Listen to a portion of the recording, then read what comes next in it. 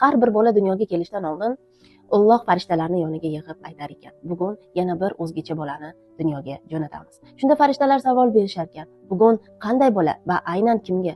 Bugun o'zgacha bola. U nogironligi bor bola. U boshqa bolalarga qaraganda vaqtida yura olmasligi, gapirmasligi va ba'zi narsalarni tushunmasligi mumkin. Ammo bu bola dunyoga iliqlikni, sevgini, insoniylikni, mehr-muhabbatni olib tushadi der ekan. Shunda farishtalar yana savol berishibdi. Bu bolani unda aynan kimga, qanday onaga jo'natamiz deyishganda, Alloh javob beribdi.